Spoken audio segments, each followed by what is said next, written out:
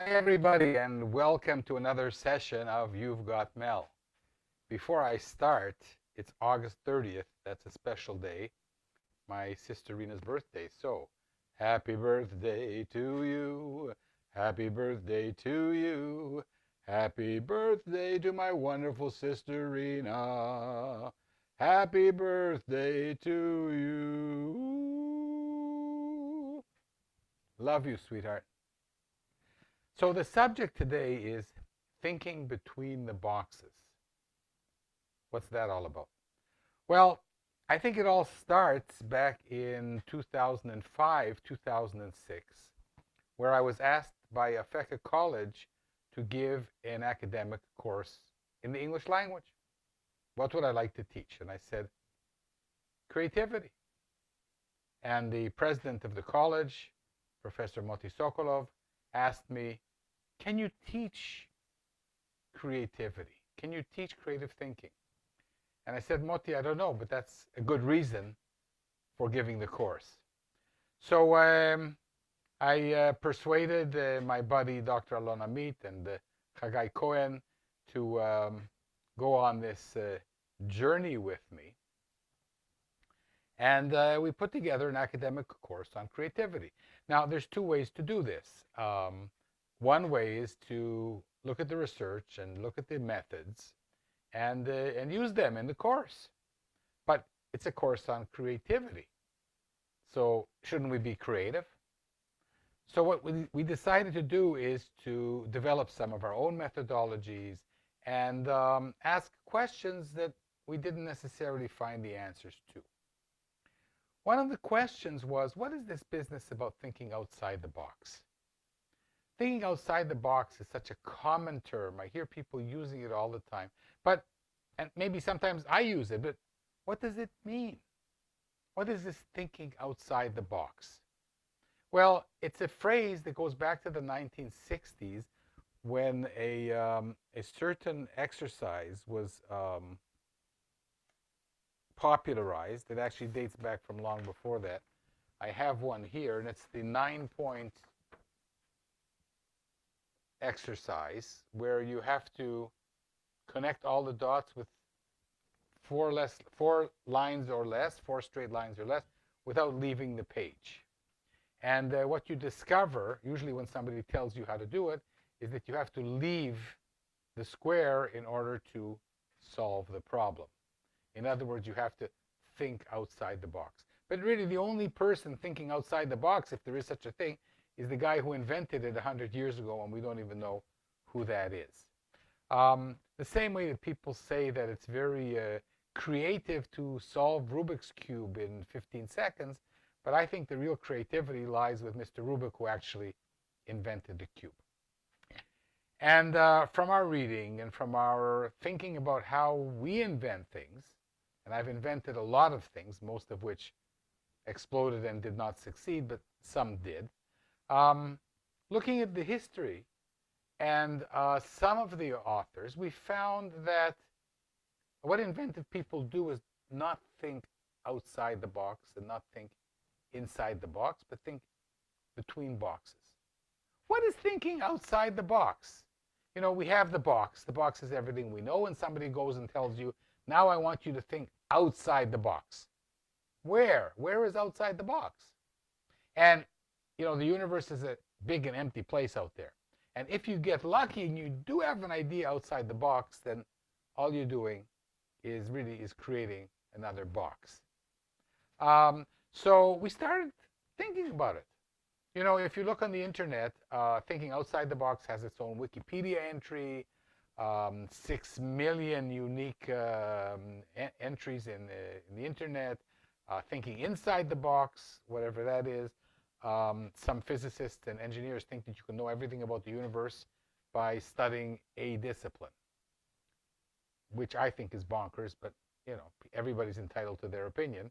Thinking inside the box has 300,000 unique entries in the when you search it.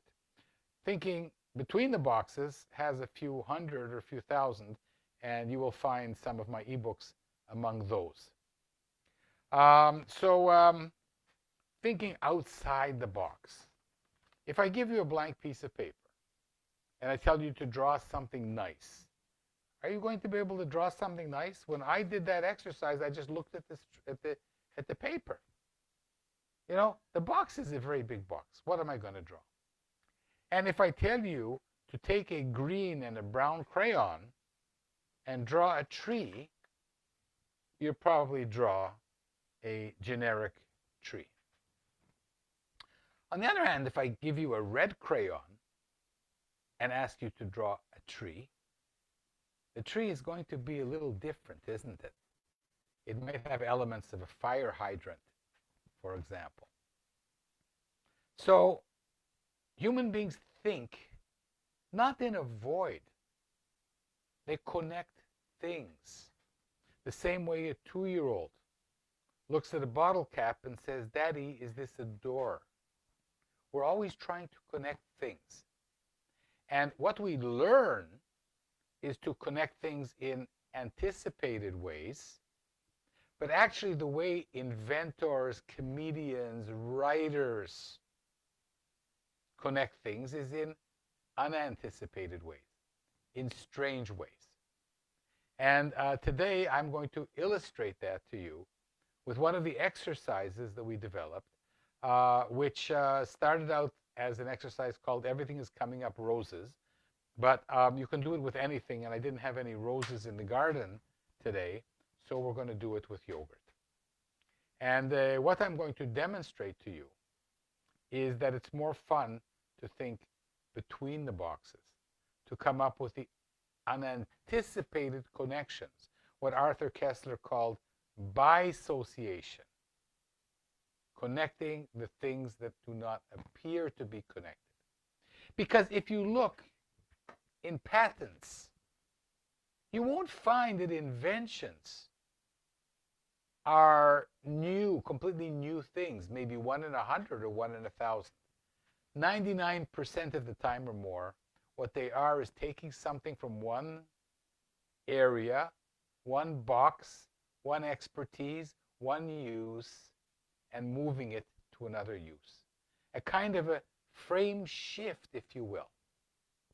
This is a pen, but I'm getting a patent because I'm doing something else with it that is not anticipated.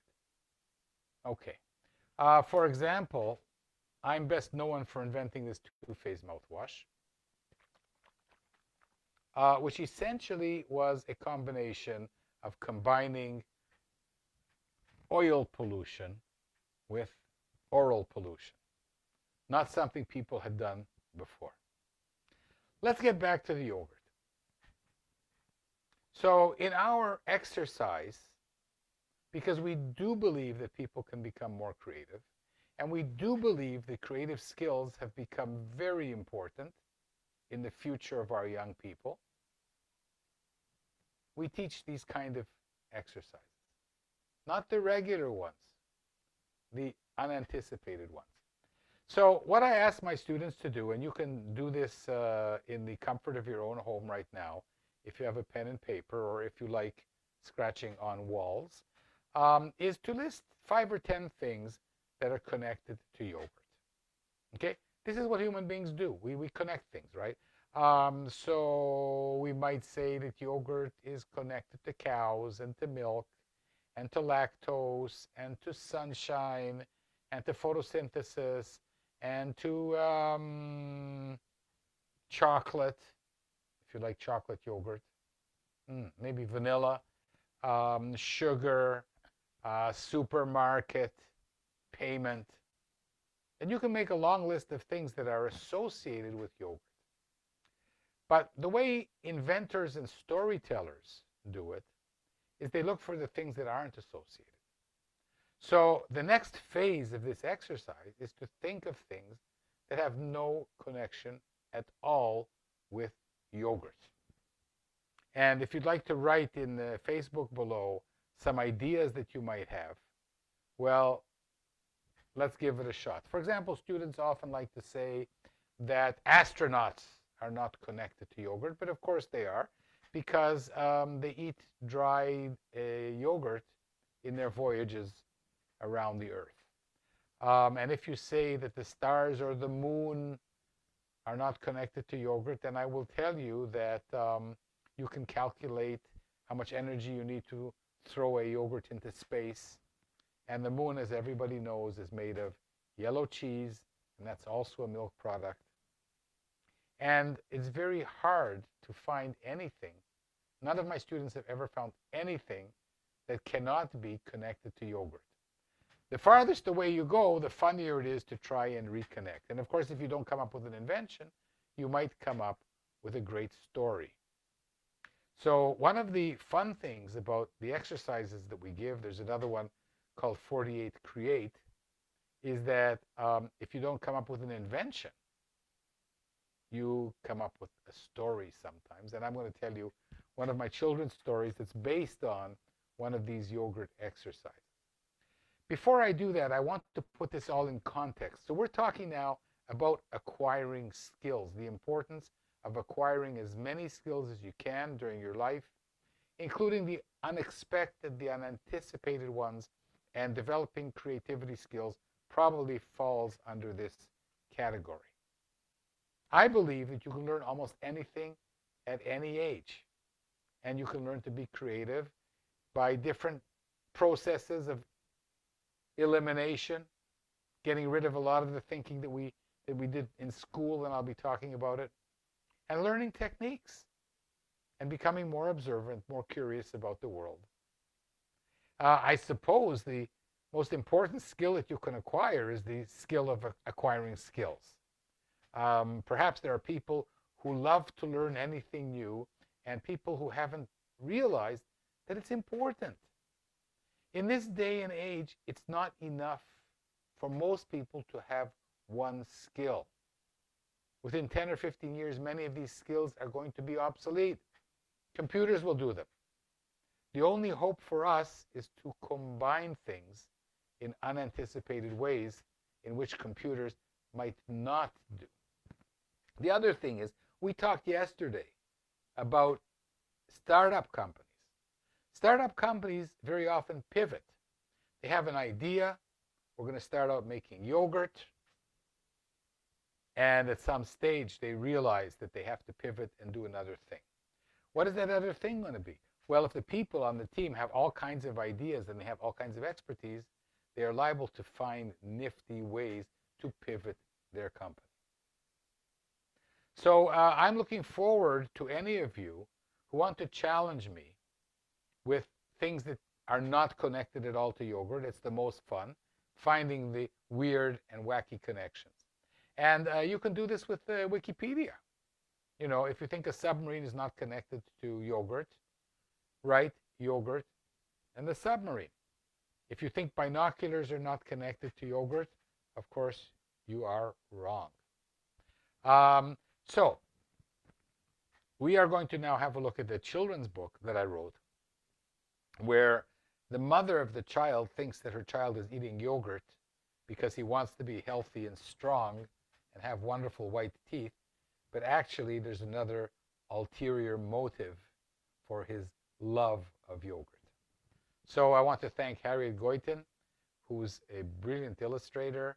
All of these books are free on our books, and you are welcome to read them and share them. That is what makes me very happy.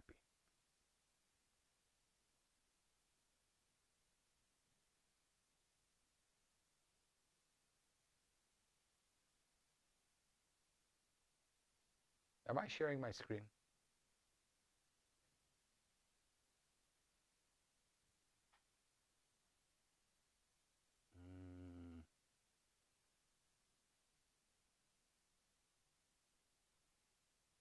I think I'm sharing my screen.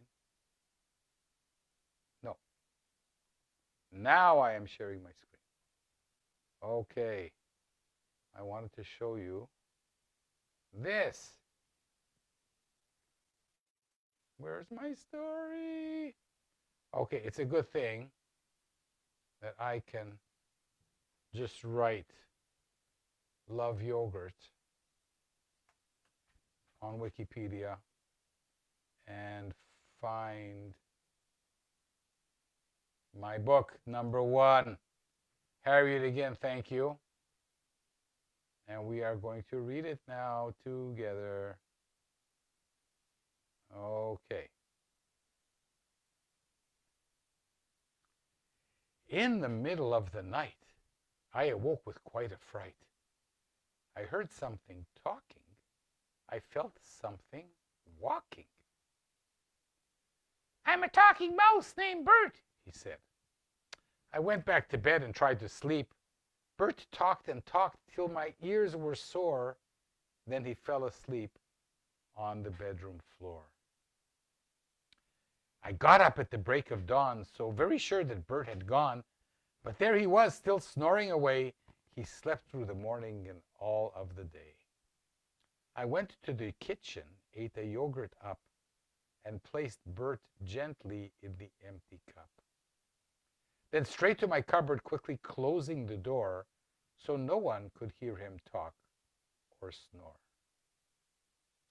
I didn't speak to father or mother, not even to my older brother.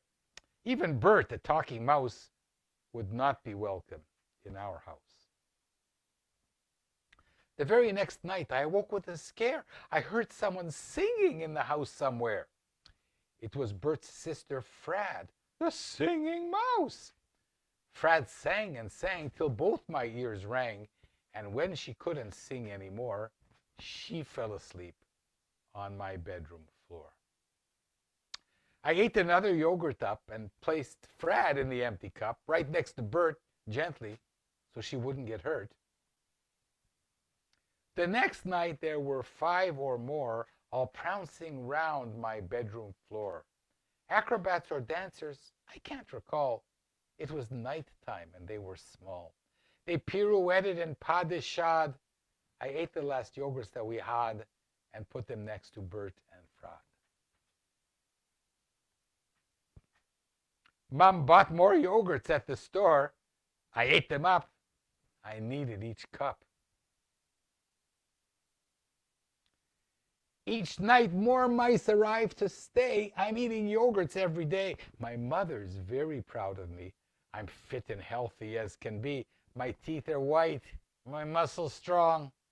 But I wish they'd go back to where they belong. So, to summarize, creativity is important. One of the aspects of acquiring creativity skills is connecting things, thinking between the boxes, connecting them in an unanticipated way, or taking one idea from one sphere and moving it in a frame shift to another area.